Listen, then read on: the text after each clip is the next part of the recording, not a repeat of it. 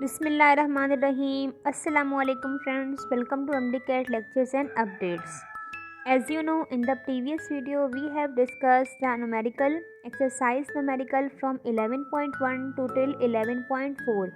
In this video we are going to solve from 11.5 to 11.11. So if you are new on this channel, request to like, share and subscribe. Thank you so much. So let's start the video. As you know that there is a numerical 11.5. First we read the statement carefully. Now start. Determine the average value of the kinetic energy of the particles of an ideal gas at 0 degree centigrade and 50 degree centigrade. इसमें इस statement में हमें कहा जा रहा है कि हमें एवरेज काइनेटिक एनर्जी फाइंड करनी है particles of an ideal gas की. आइडियल गैस है हमारे पास, उसके पार्टिकल्स की हमें average kinetic energy find out करनी है इनिशियल टेम्परेचर पर भी और फाइनल टेम्परेचर पर भी, क्योंकि यहाँ पर हमें दो टेम्परेचर दिए गए हैं. ये 0 degree centigrade at 0 degree centigrade जो कि हमारे पास T1 इनिशियल टेम्परेचर है एंड 50 डिग्री सेंटीग्रेड जो कि हमारे पास T2 फाइनल टेम्परेचर है. तो आइए स्टार्ट करते हैं. सबसे पहले हम डेटा बनाएंगे. 11.5 के हमारे पास न्यूमेरिकल के दो पार्ट्स हैं. फर्स्ट में हमें average kinetic energy of the particle find करनी है, दूसरे में हमें काइनेटिक एनर्जी पर molecule of an ideal gas find करनी है. तो दोनों सेम ही है, बस उनमें थोड़ा फॉर्मूले में डिफरेंस है. आइए सबसे पहले डेटा बनाते हैं. इनिशियल टेम्परेचर T1 हमें दिया गया है 0 डिग्री सेंटीग्रेड, जो कि हम सेंटीग्रेड से हम सेल्सियस से केल्विन में कन्वर्ट करेंगे. ये हमेशा याद रखें, कोई भी टेम्परेचर हमें सेंटीग्रेड में दिया होगा तो सबसे पहले आपने उसे केल्विन में कन्वर्ट करना है, अदरवाइज़ आपका आंसर गलत आ सकता है. जैसे कि हमें इनिशियल टेम्परेचर दिया गया है T1 0 डिग्री सेंटीग्रेड, तो हम इसमें इसे केल्विन में किस तरह से कन्वर्ट करेंगे, बस आप इसमें 273 को ऐड कर दें तो ये टेम्परेचर सेल्सियस टेम्परेचर केल्विन में कन्वर्ट हो जाएगा. जैसे कि 0 + 273 तो आपके पास वैल्यू आ गई 273 केल्विन. फाइनल टेम्परेचर T2 हमारे पास 50 डिग्री सेंटीग्रेड था, आपने उसमें ऐड किया 273 डिग्री तो आपके पास क्या आ गया 323 केल्विन. उसके बाद हमारे पास बोल्ट्जमैन कांस्टेंट के हमारे पास एक कांस्टेंट वैल्यू है जिसकी वैल्यू होती है, जिसे हम K से शो करते हैं, और इसकी वैल्यू है 1.38 एक्सपोनेंट -23 जूल पर kelvin. Universal gas constant R से रिप्रेजेंट किया जाता है और इसकी वैल्यू है 8.314 जूल पर मोल पर केल्विन. जैसे कि आपने देखा, ये हमने ऊपर डेटा बनाया. अब हम इसका सोल्यूशन करेंगे. सोल्यूशन में हमारे पास फार्मूला जो हम लगाएंगे वो kinetic energy is equal to 3/2 KT. ये 3/2 हमारे पास कांस्टेंट नंबर है और K हमारे पास यहाँ पे बोल्ट्जमैन कांस्टेंट है जिसकी फिक्स वैल्यू ये हमने ऊपर डेटा में मेंशन कर दी है, और T हमारे पास टेम्परेचर है. यहाँ हमने T1 लिखा है क्योंकि हमें दो टेम्परेचर्स पर काइनेटिक एनर्जी फाइंड आउट करनी है, इसलिए हमने फार्मूला में टेम्परेचर T1 एंड T2 लिखा है. Kinetic energy is equal to 3/2. यहाँ पर हम बोल्ट्जमैन कांस्टेंट की वैल्यू डालेंगे. उसके बाद टेम्परेचर T1 जो कि हमें 273 हमने केल्विन में सेल्सियस से केल्विन में कन्वर्ट कर लिया, वो हम यहाँ पर लिख देंगे. जब हम इन तमाम वैल्यूज़ को ऊपर वाली को मल्टीप्लाई और नीचे 2 से डिवाइड कर देंगे तो हमारे पास जो आंसर आएगा kinetic energy is equal to 5.65 exponent -27 joule. ये हमारे पास इनिशियल टेम्परेचर पर average kinetic energy ideal gas की ये है. उसके बाद हम अब टेम्परेचर T2 पर फाइंड करेंगे. सेम वही kinetic energy is equal to 3/2 multiply by Boltzmann constant and multiply by temperature T2. जहां हमने टेम्परेचर T1 रखा था, अब हम T2 रखेंगे. जो हमें फाइनल टेम्परेचर दिया गया 323, वो हमने यहाँ पर लिख दिया. इन तमाम वैल्यूज़ को सॉल्व करने के बाद हमारे पास kinetic energy is equal to आएगी 6.686 एक्सपोनेंट -21 जूल.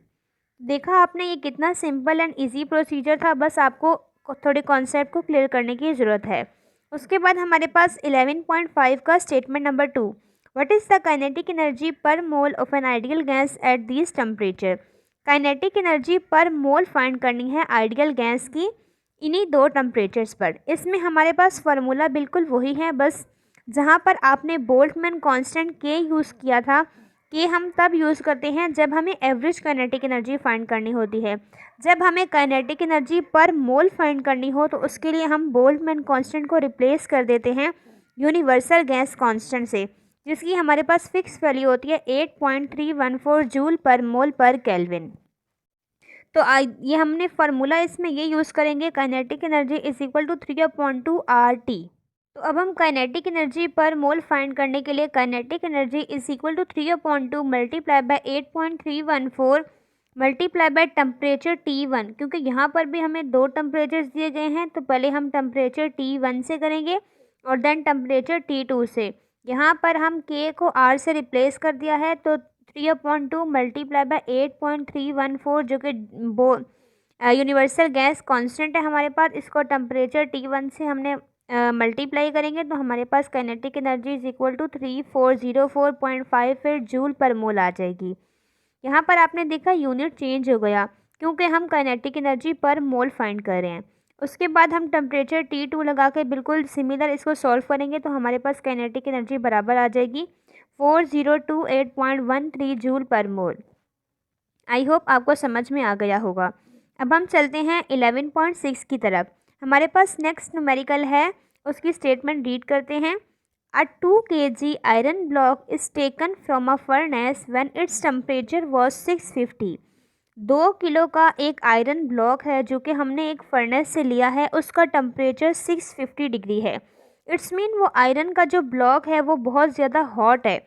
वो उसका वेट उसका जो मास है वो 2 kg है और उसका टेम्परेचर है वो 650 डिग्री सेंटीग्रेड है, जो कि बहुत हाई होता है। And placed on a large block of ice, और हमने उसे एक बर्फ़ के बड़े बार के ऊपर रख दिया है जिसका टेम्परेचर 0 डिग्री सेंटीग्रेड है।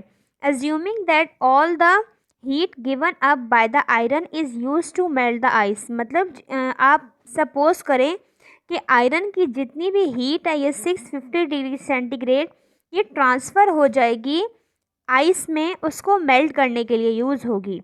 How much ice is melted, तो आप बताएं कितनी आइस मेल्ट होगी इस टेम्परेचर के साथ।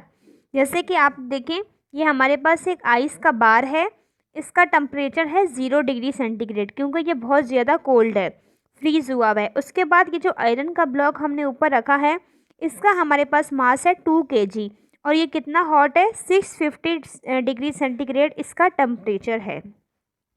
तो सबसे पहले हम डेटा बनाते हैं। Mass of iron block m is equal to 2 kg। Iron block का मास हमारे पास 2 kg आ गया।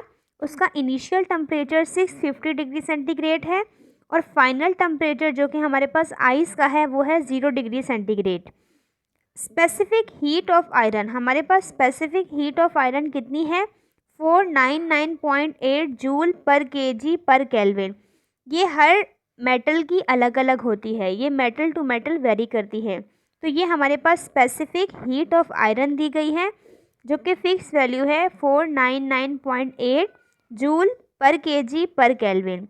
Latent heat of fusion, heat of fusion हमारे पास ऐसी हीट होती है जो कि स्टेट को कन्वर्ट करती है मैटर्स की, solid to liquid, liquid to gas, इस तरह। और जो लेटेंट हीट ऑफ फ्यूजन है ये सॉलिड को लिक्विड में कन्वर्ट करने के लिए यूज़ की जाती है और ये हमारे पास दी गई है जिसे हम HF से शो करते हैं। इसकी वैल्यू है 3.36 एक्सपोनेंट 5 जूल पर kg। अब हमें इसमें फाइंड आउट क्या करना है, मास ऑफ आइस, मतलब उस टेम्परेचर से कितनी आइस मेल्ट हुई उसका मास फाइंड करना है। तो आइए चलते हैं सोल्यूशन की तरफ। Heat loss by iron is equal to heat gain by ice. जितनी हीट आयरन के पास है वो अपनी लॉस करेगा और वो हीट जब लॉस करेगा तो उसे गेन कौन करेगा, आइस, क्योंकि वो फिज़िकल कांटेक्ट में एक दूसरे के ऊपर रखे हुए हैं। तो जितनी हीट आयरन लॉस करेगा वो सारी की सारी आइस गेन करेगा। तो ये दोनों heat loss by iron is equal to heat gain by ice, तो ये दोनों इक्वल होंगे। हीट लॉस बाय आयरन किसके बराबर है, CM डेल्टा T और इज़ इक्वल टू MHF।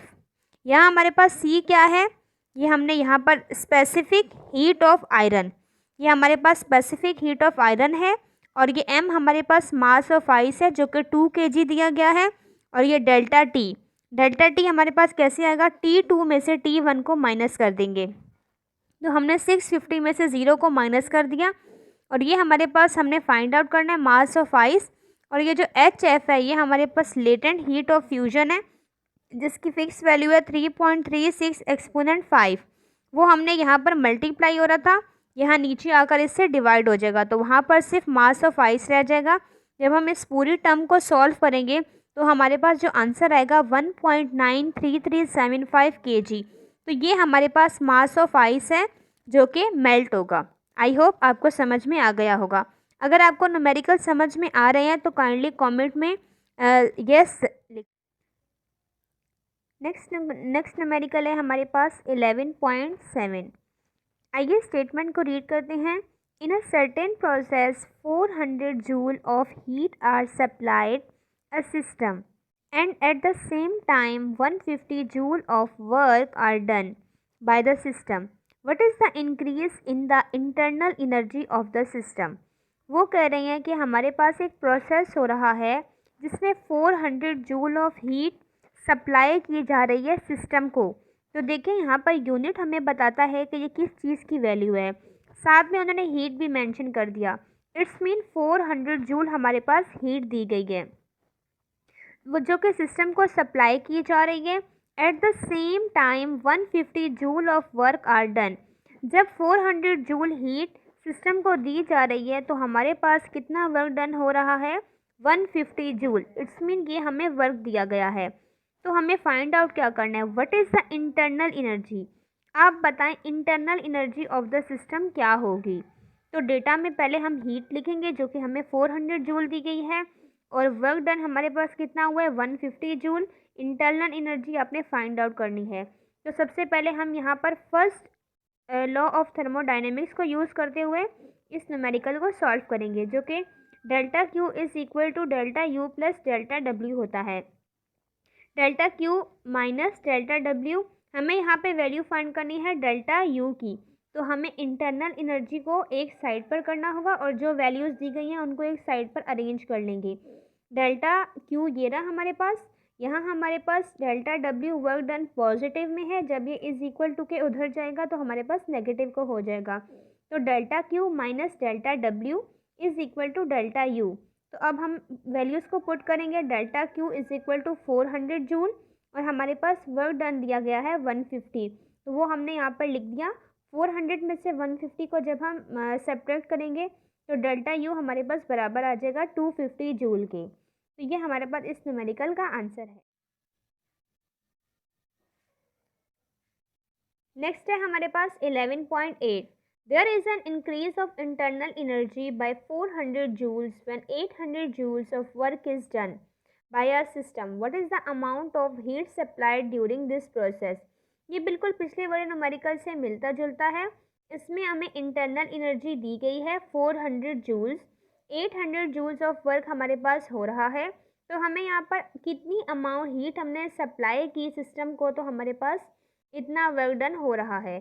तो हमें इस न्यूमेरिकल में एक्चुअली हीट को फाइंड आउट करना है। तो बिल्कुल आप वही फर्स्ट लॉ ऑफ थर्मोडायनेमिक्स को यूज़ करते हुए इसका आंसर फाइंड आउट कर सकते हैं। Delta Q is equal to delta U plus delta W. Delta Q find out करना है, इसे यहीं रहने देंगे। डेल्टा यू की वैल्यू पुट करेंगे और डेल्टा डब्ल्यू की, दोनों को ऐड कर देंगे तो हमारे पास डेल्टा क्यू बराबर आ जाएगा 1200 जूल के। नेक्स्ट है हमारे पास 11.9। उसकी स्टेटमेंट है हमारे पास a heat engine perform 200 joules work in each cycle and has efficiency of 20%. For each cycle of the operation, how much heat is absorbed and how much heat is expelled. हमारे पास एक heat engine दिया गया है जिसकी हमारे पास work done है 200 joule. Each cycle में मतलब एक साइकिल में वो 200 जूल वर्क को परफॉर्म कर रहा है और उसकी जो एफिशिएंसी है हमारे पास वो 20% है। उस हीट इंजन की एफिशिएंसी 20% दी गई है। तो आप बताएं एक साइकिल में वो कितनी हीट को एब्जॉर्ब करेगा और कितनी हीट को रिलीज़ करेगा। तो सबसे पहले हम डेटा बना लेते हैं। हमारे पास वर्क डन कितना हो रहा है 200 जूल, ये देखें। उसके बाद एफिशिएंसी कितनी है, एफिशिएंसी को हम ईटा से रिप्रेजेंट करते हैं। इस सिंबल का नाम है ईटा, जो कि हमारे पास 20% है। 20% को पहले हम चेंज करेंगे, 20 और परसेंट की जगह डिवाइड में 100 लगाएंगे। तो जब हम इस टर्म को सॉल्व करेंगे तो हमारे पास एफिशिएंसी इज इक्वल टू 0.2 आ जाएगी। उसके बाद हमसे फाइंड आउट क्या किया है कि ईच साइकिल में कितनी हीट एब्जॉर्ब हो रही है, जिसे हम Q1 से शो करेंगे। उसके बाद हीट कितनी हमारे पास रिलीज़ हो रही है, मतलब एक्सपेल्ड हो रही है, उसे हम Q2 से रिप्रेजेंट करेंगे। अब हम सोल्यूशन की तरफ चलते हैं।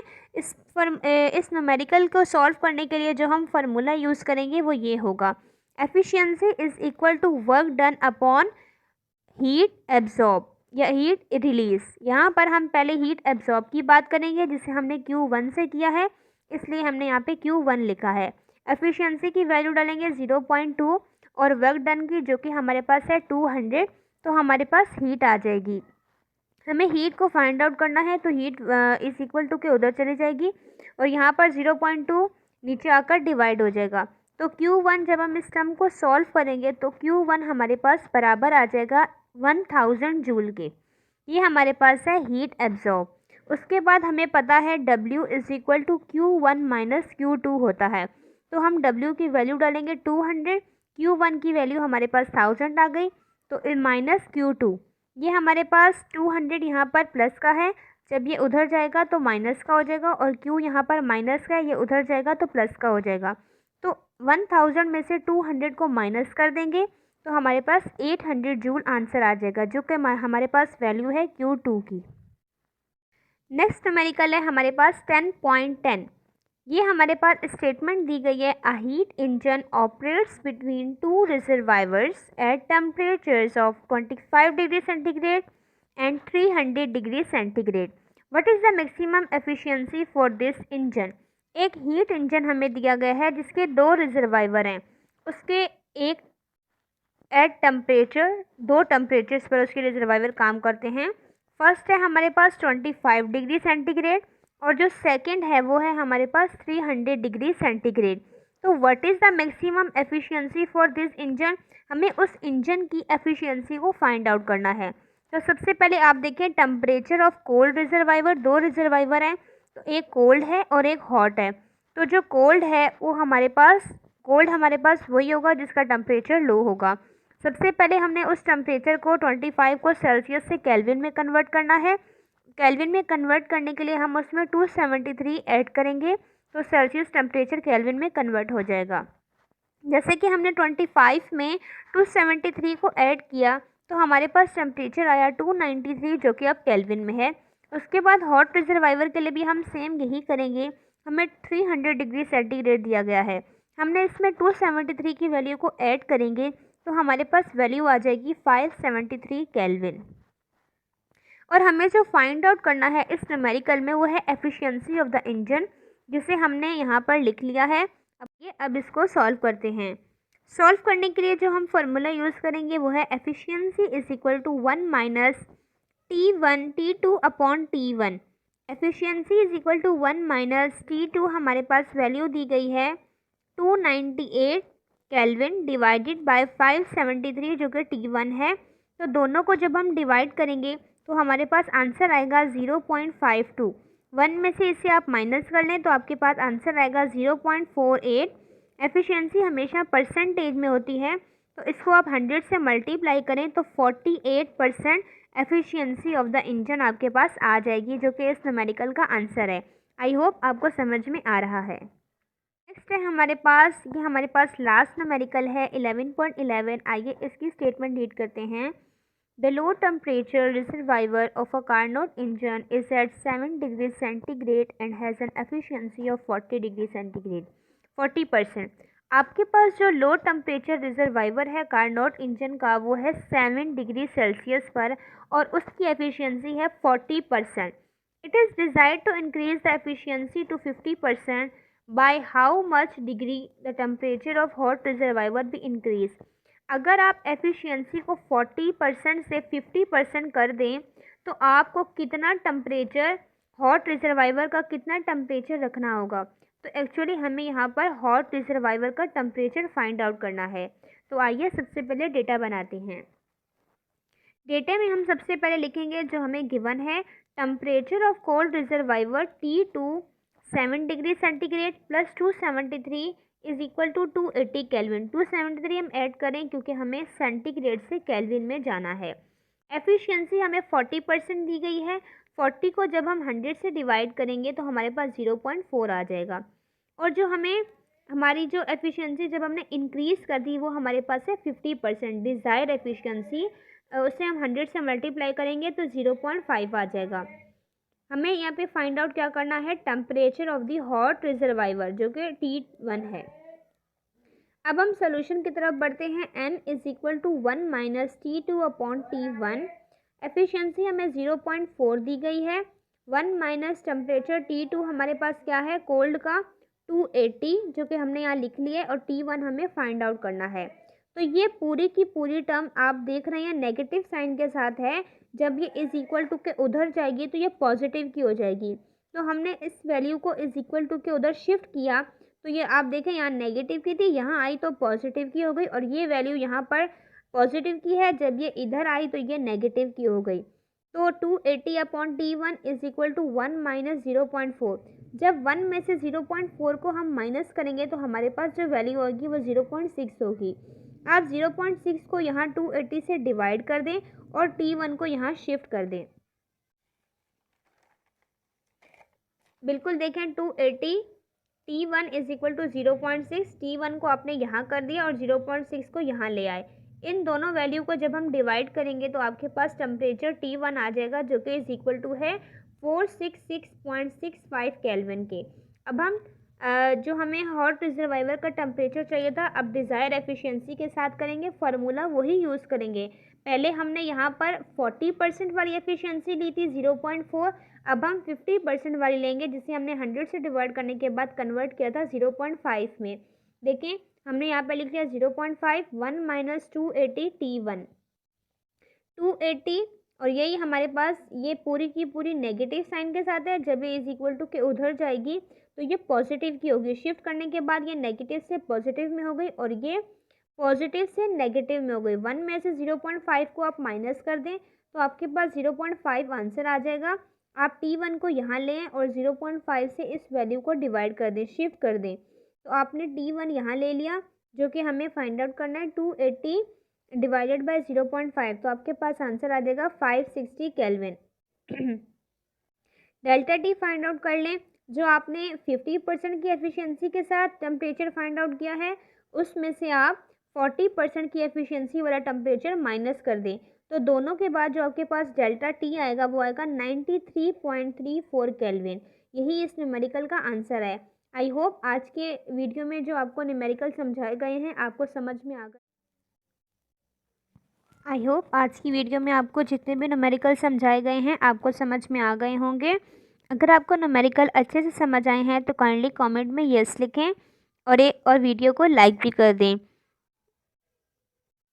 नेक्स्ट वीडियो देखने के लिए काइंडली चैनल को लाइक, शेयर एंड सब्सक्राइब ज़रूर करें। Thank you so much. Allah हाफिज़।